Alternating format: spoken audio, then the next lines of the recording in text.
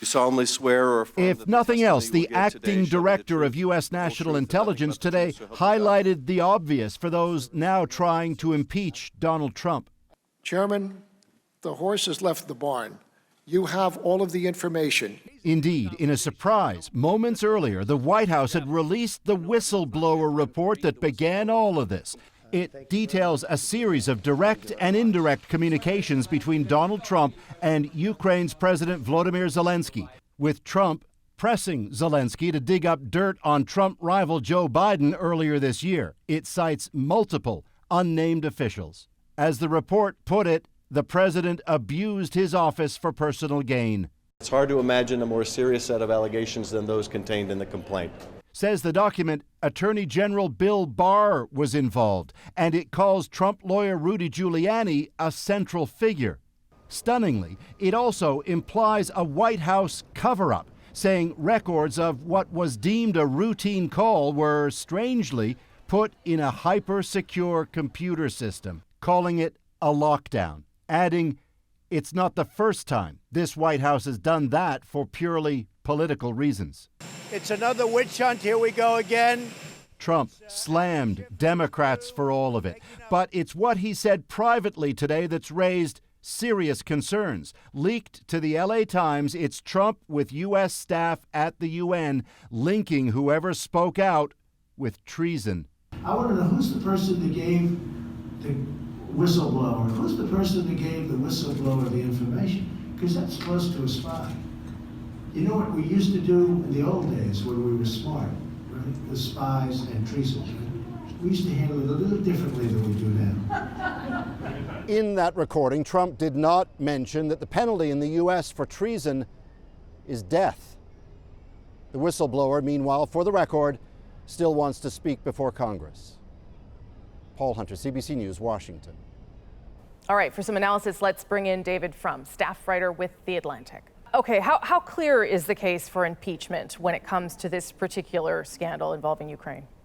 Well, the case for impeachment is Congress can impeach for any reason it wants to impeach. But in this case, what is so serious about this is we are now at a point, there's no dispute about the fact of the matter.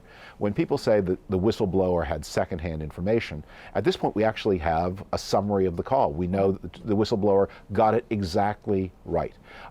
Donald Trump and the people around him, they're not denying that it happened the way the whistleblower said it happened. They're denying that it's important, that it's meaningful, but the facts are the facts. And is that the significant difference between what's happening today and all the other times that we've talked about impeachment or the Democrats have contemplated it?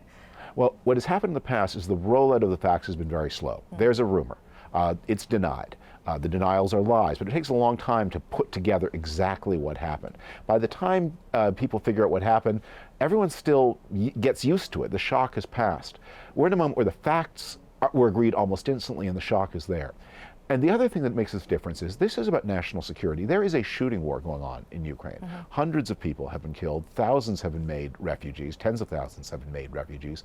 And the United States Congress voted hundreds of millions of dollars of aid, not in charity, but because it believed the security of the Western world is on the line in Ukraine. Yeah. And Donald Trump said, you may all think that this war is important. What I think is important, more important than helping a country resist invasion, more important is for them to fabricate dirt on someone I think might be my political opponent. What could be going through the minds of Senate Republicans right now, do you think? They want it to go away.